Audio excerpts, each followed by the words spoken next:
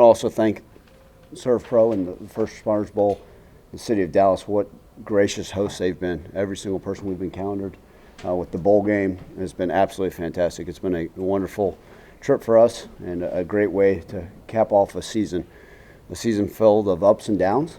But to come out and win the way we did today was a great moment for our program. So proud of our guys' resiliency today and leading up to this game. Right, we're going to gain from those wins and losses that we happened during the season, and we're going to celebrate this and be proud of the moment, but with our eyes moving forward for bigger and brighter things ahead for this Memphis Tiger program. But proud of our guys, proud of our seniors. That one was for them. We've poured so much into this program. All our great fans that showed up from the city of Memphis, man, they were awesome. It was good to see them out there. But an honor and privilege to coach this team and bright days ahead for us. Brian, when you talk about the ups and downs, what did you see out of this locker room during that time to be able to end it the way you guys did?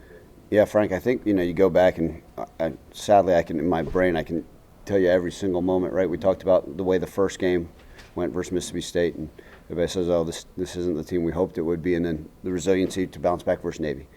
And then you talk about what happened versus Houston, and the guys came back, and the game didn't go the way we wanted versus East Carolina, but no one thought we didn't come out and battle, right, in a 4 overtime game. And so throughout this season, the wins and losses, this team has never given up. I'm so fortunate those locker room full of young men are high character guys they've created a wonderful culture that believe and fight.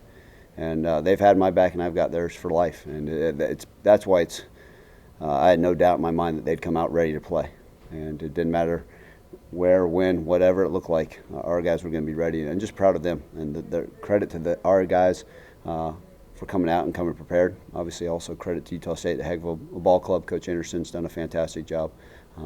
But the resiliency that I've seen from our guys, even the ups and downs of this season, has always been there and it hasn't wavered. Talk about how satisfying it is, Coach, to end the season this way. Yeah, I think I can finally exhale. I mean, you guys know good and well, and I don't try to hide from it. The college football season's quite different, and the job of a head coach is unique year to year. And this season has been tough, and I always admit that no one's pleased with the final record. But to get a bowl win and as a champion, that's huge, because you look at, there's only so many teams in college football that can end as champions. And to be able to come back with another bowl trophy, it's huge. And I think a lot of people, our fans included, and the guys in the locker room know we got bright days ahead, and we're really excited. We're going to enjoy this one for the next couple hours, and then I'm sure I'll be back at it watching film and recruiting and preparing for the 2023 football season. Brian, I know this is your first trip to Dallas that you leave in with a win. So on a personal note, I know Dallas has been good to you as a city, but how do it feel for you personally to get that first win in this city? Yeah, I try not to ever take things personally, right? Like, hey, it's always about our program or our ball club. And you think about, during the COVID year and, first off, obviously the Cotton Bowl game, and disappointed with the end result of that. But obviously that was a great moment in program history. And then the COVID year, we came down here and lost kind of last second. And then you look at what happened this past time we were in this stadium. The last time we were doing a press conference, I was sitting there shaking my head, said, woulda, coulda, shoulda. And that was kind of the story of a lot of our season, right? A 3-point loss, a chance to maybe go to overtime. We end with a turnover in the end zone on the hill. And I think the bounce back by guys like Seth Henigan, who came out and played his tail off, kind of show you what the resiliency we're all about. And for me, that's why it's personal, and I'm proud of being able to get a win today because of what it meant to those guys in the locker room. It's all about the team, and just it's an honor and a privilege to be their head coach. Brian, I know you guys are looking ahead now, but some of the players said to me that they wanted to use this game as a boost for next season. So for you guys to kind of not just get this win, but as you're looking ahead, you got something to build on. What does that say about these guys knowing that, hey, they do believe that there are brighter days ahead?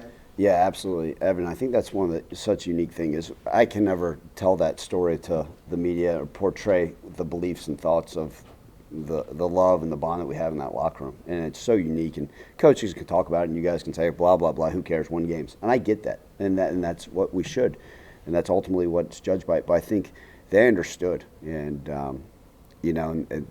how close we are and what we're capable of and how good we really can be. And it's my job is to get us across that finish line to bigger and brighter days and compete for championships, because that's what we expect. And I am proud that so many of those guys on our team and on our roster understand, hey, there are great things ahead. Recruiting's going wonderfully, and looking forward to 2023 and beyond. Ryan, after that missed interception and Utah State scores that touchdown, did it enter your mind, here we go again?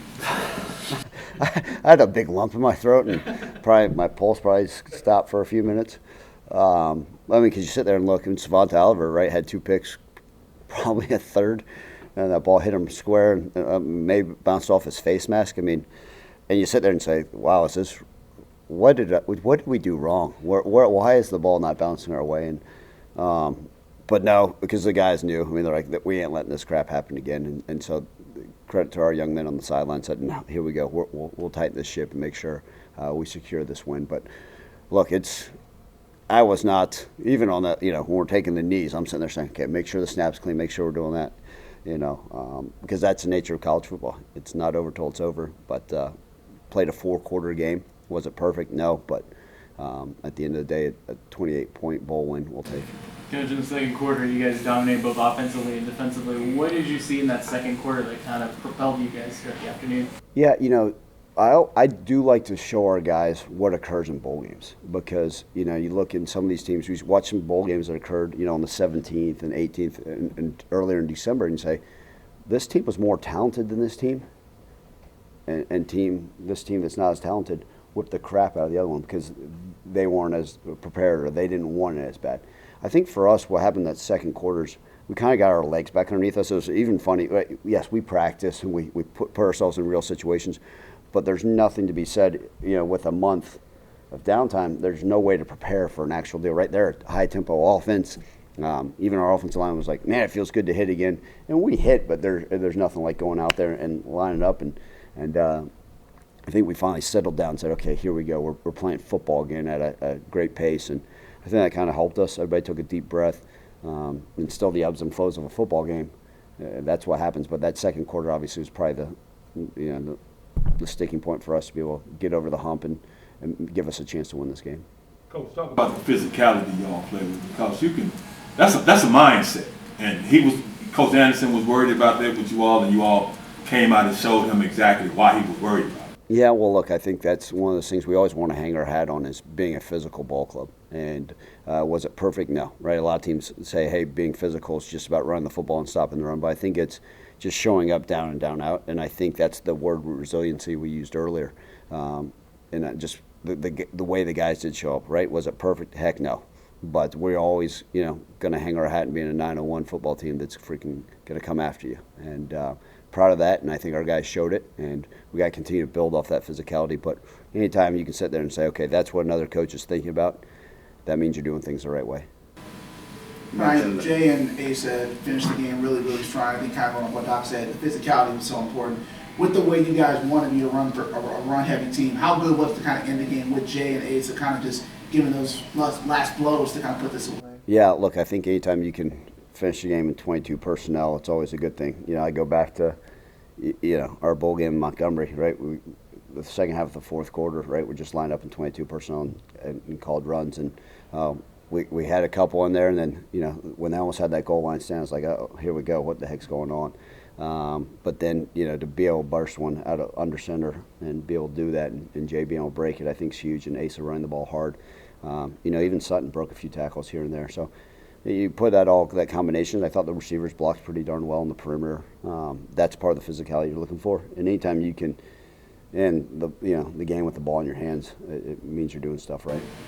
Ryan, Seth has been such a major part of what you guys were able to do this year, and after having to work through ending the SMU game the way he did, but I guess how good was it to see him play the way he played in this game? Yeah, you sit there and think about it, right? That's a tough pill to swallow, to come back home versus a conference opponent and end a game the way it did last time we played SMU, right? And that's a 19-year-old. That's a lot on his shoulders. And ultimately, I'll put that on me. But he's the type of guy that you could just tell. Like, I'm sure he wished we played a December 7th bowl game, like just so he could get it out of his system and go show everybody who he really is. But to his credit, you sit there and you get the bowl draw. This has been a privilege to be here at this bowl game. But like, okay, wait, we're going back. Wait, we're the visiting team. We're in the same locker room, and the same, same dressing room, same everything, same stadium. Holy cow! And Seth's going back home. Like, is he going to be having flashbacks and all this stuff? No, he's such a mentally tough young man. He's physically tough, but he's one of those that's got such great focus. For seeing him come out and do what he did statistically today and lead our team to victory has been huge. And so that kind of just shows you the type of young man he is.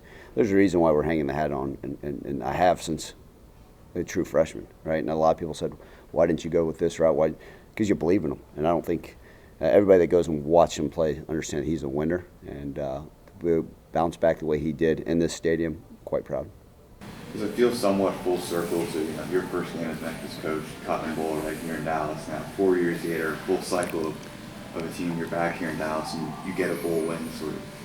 Yeah, I did not even think about that until this morning. I woke up way too early and sat there and said, it's unique. I was looking out the window before the sun had come up, and it was just, looking at the Dallas, what a great city.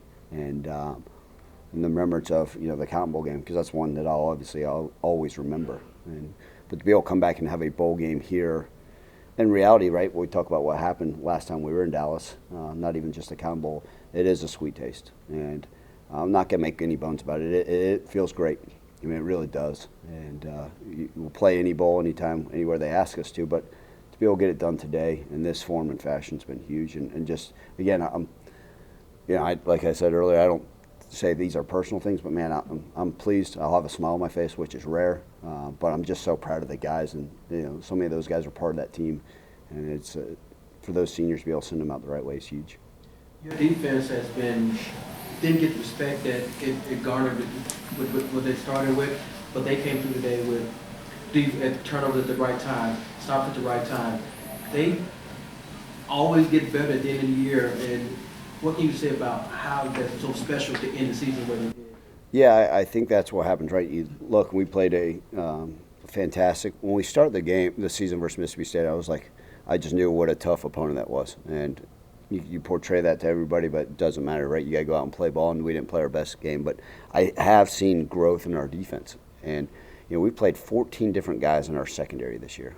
That's way too many. I talked about that midway through the season. We were at 12. I said 12 players in the secondary is way too many.